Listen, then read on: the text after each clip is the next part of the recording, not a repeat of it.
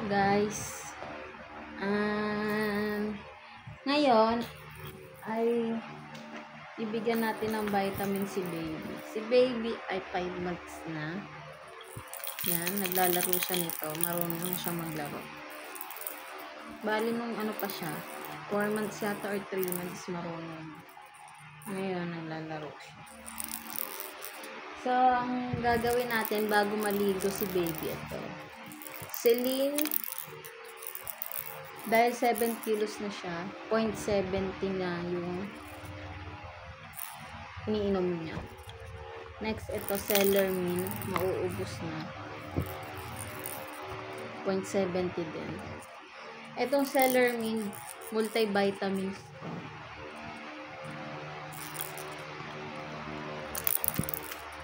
Ayaw niya nito kasi sobrang asim.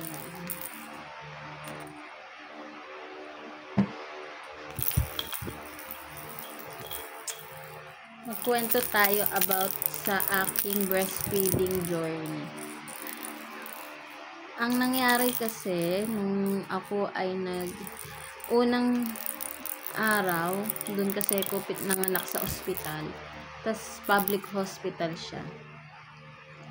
Ang gusto ng mga doktor doon, yung hospital mismo, ang policy nila, breastfeeding lang. Bawal ang formula milk. Bawal ipasok. So, wala kang choice kundi mag-breastfeed. Kahit nga yung pang-pump ayaw nila. Inverted nipple ako. So, hindi ubra. Hindi pwede siyang ayaw niyang meron siyang gatas pero konting-konti lang. Tapos hindi niya madede kasi nga wala siyang makuhang utong. Mayroon.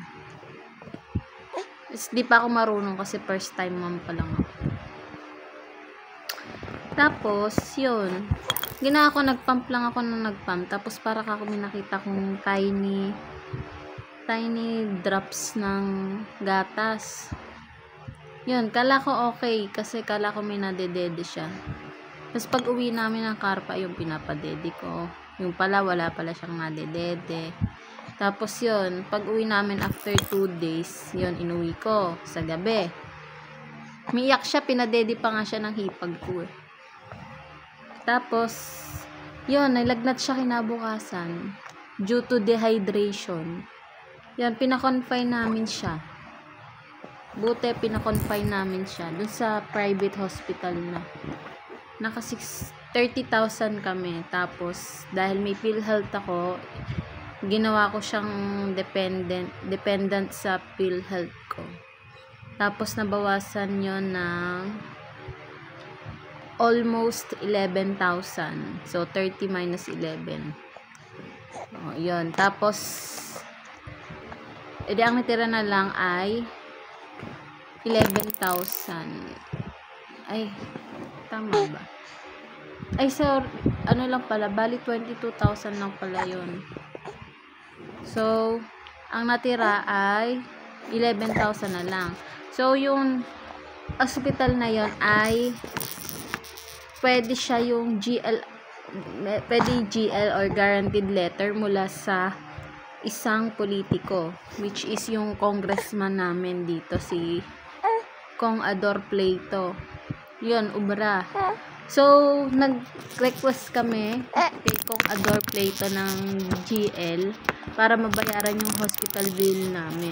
So, binayaran niya. Sobrang pa nga 12,000 yung ibinigay sa amin. Pero, dahil nga may PhilHealth ako, yun, 5,000 na lang yung natira sa pwede niyang bayaran. So, pinabayaran namin 5,000. Tapos, yung doctor's fee kasi, pag GL, hindi siya ubrang bayaran. So, yung binayaran namin, 6,000 sa doctor's fee. Bali, ang doctor's fee sana is 6,000 plus 9,000. Tama. Ang ano pala, 15,000 bali sa doctor's fee Nabawasan siya ng 9,000 sa PhilHealth. Tapos, yun, 6,000 na lang yung binayaran namin. 6,200 something. Parang ganun. Tapos, yun, nagbayad na kami. Tapos nakauwi na kami. After 4 days siyang na-discharge. Nakaswero to. 2 days old pa lang si baby. Nakaswero na sa paa. Sabi, kung hindi namin yon baka na ano siya, nategi. Kasi, meron daw case na yon sa may hometown ng asawa ko. Inuwi daw, nilagnat nga yung baby. Inuwi daw, kaya naman daw pababain yung lagnat.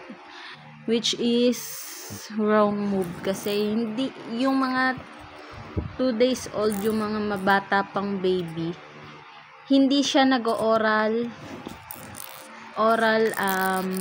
medication. Puro siya sa swero. Kaya hindi mo siya mapapainom ng mga paracetamol. Kaya in-advise ng pedya niya na mag-admit na lang sa ospital.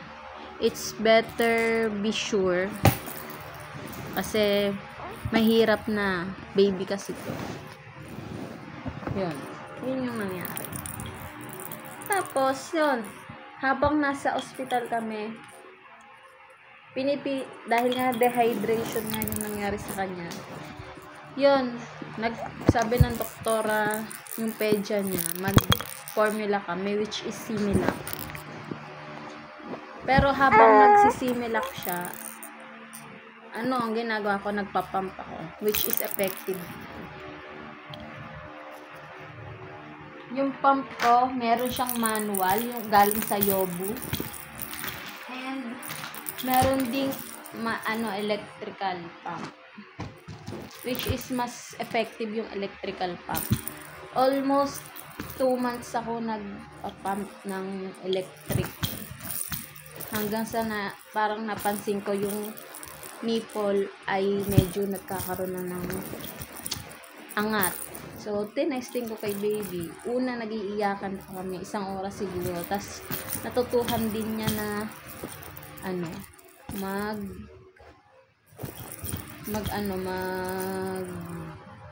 dede sa akin.